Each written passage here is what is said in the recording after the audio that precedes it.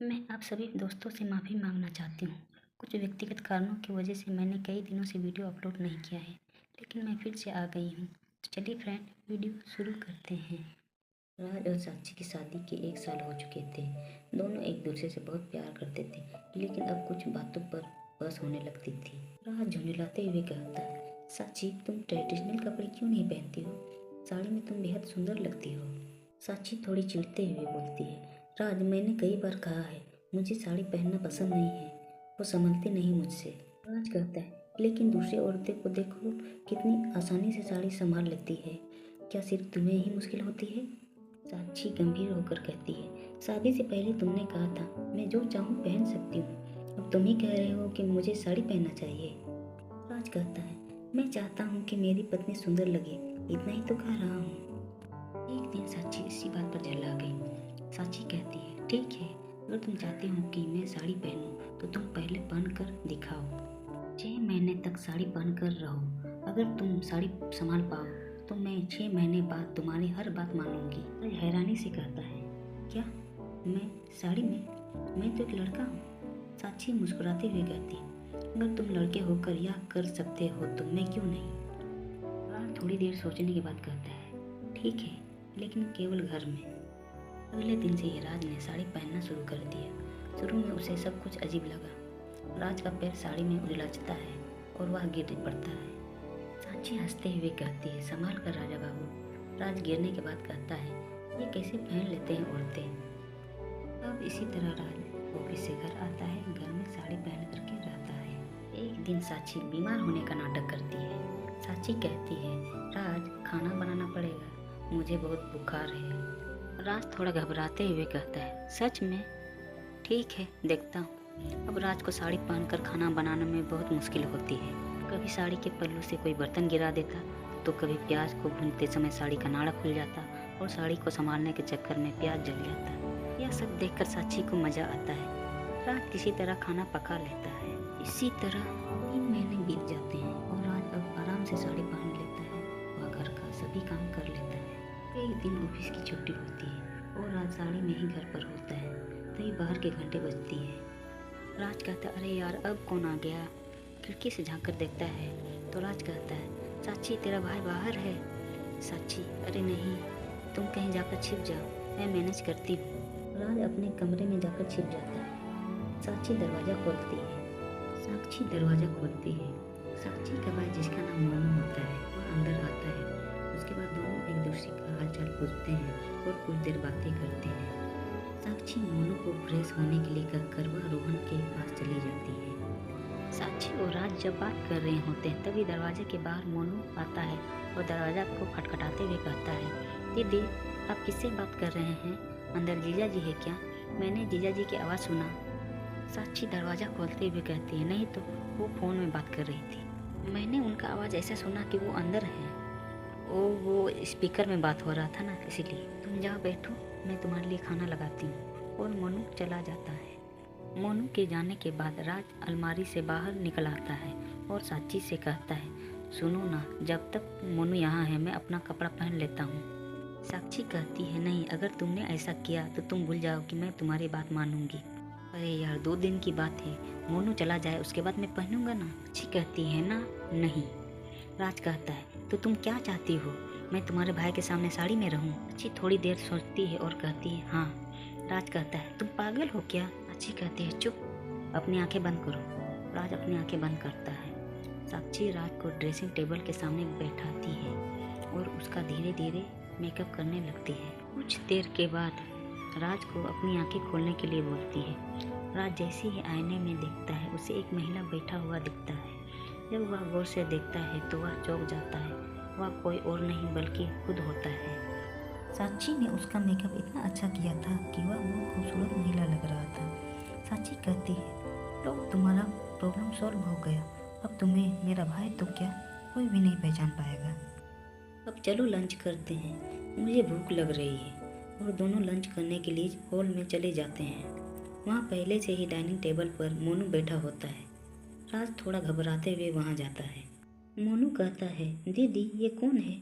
साक्षी कहती है, यह मेरी फ्रेंड राखी है। मोनू राखी को गौर से देखता है और कहता है, मैंने आपको कहीं देखा है, आपका चेहरा कुछ जाना पहचाना लग रहा है मुझे। साक्षी खांसते हुए कहती है, हाँ शायद तुमने इसे टिकटॉक में देखा होगा, या बहुत फेमस थी उस समय।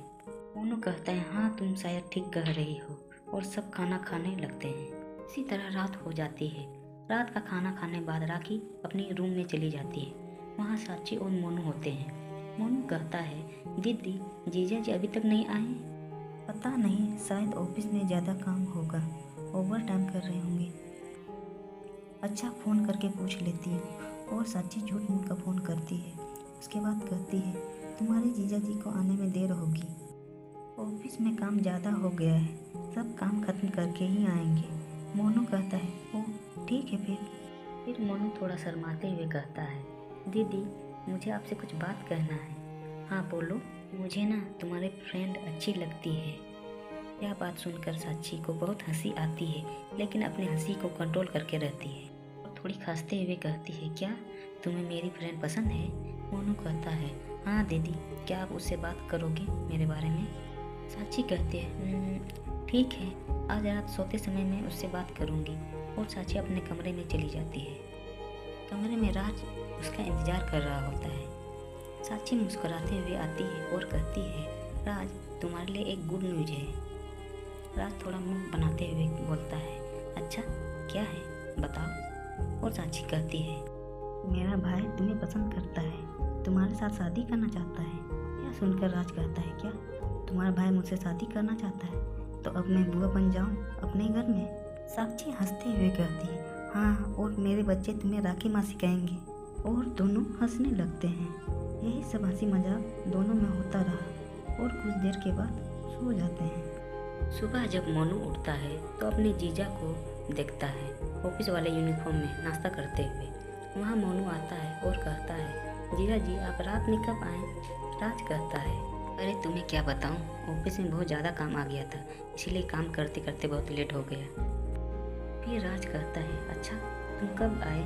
मोनू कहते हैं, मैं तो कल दोपहर को ही आ गया था। ओह हाँ, तुम्हारी दीदी ने मुझे बताया था। ठीक है, मैं ऑफिस जा रहा हूँ। मोनू कहता है, आज फिर ऑफिस? क्या बताएं, काम आज भी बहुत ज़्यादा है, जाना ही पड़ेगा। और आज ऑफिस के लिए निकल जाते हैं। उसके बाद मोनू राखी को ढूंढता है। किचन में अपनी दीदी से कहता है, दीदी राखी नहीं दिखाई दे रही है? साक्षी कहती है, हाँ उसे कुछ ज़रूरी काम आ गया था इसलिए वह चली गई। ने मेरे बारे में राखी को बताया था?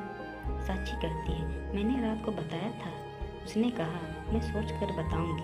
मोनू उदास मन से कहता है, ठीक है, मैं भी गांव निकल जाता हूँ, अकेले मैं बोर हो जाऊंगा। यहाँ जीजा जी भी नहीं है और राखी भी नहीं है। साक्षी कहती है, यहाँ घूमने के लिए बहुत सी जगह हैं, तुम जाकर घूम सकते हो ना? नहीं दी।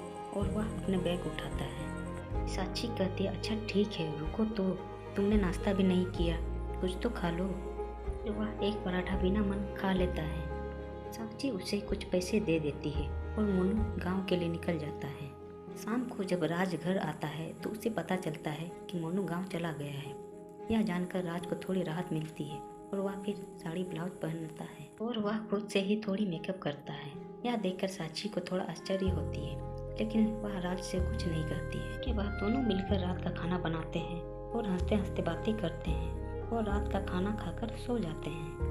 धीरे धीरे इन दोनों में जो लड़ाइयाँ होती थी वह धीरे धीरे खत्म होने लगी और दोनों में पहले जैसा प्यार बढ़ने लगा। वह दोनों अब सहेली के जैसे रहने लगे थे। अब इसी तरह राज रोज ऑफिस से घर आता, थोड़ी मेकअप करता और साक्षी का हर काम में हाथ बटाता। इसी तरह 6 महीने बीत जाते और एक तारीख पहुंच जाता है। उस दिन साक्षी राज का ऑफिस से आने का इंतजार करती है। राज जैसे ही घर आता है और अपने कमरे में जाकर साड़ी पहनने लगता है। साक्षी वहाँ आती है और कहती है, राज 6 महीने बीत गए हैं, अब तुम साड़ी से आज़ाद हो। मैं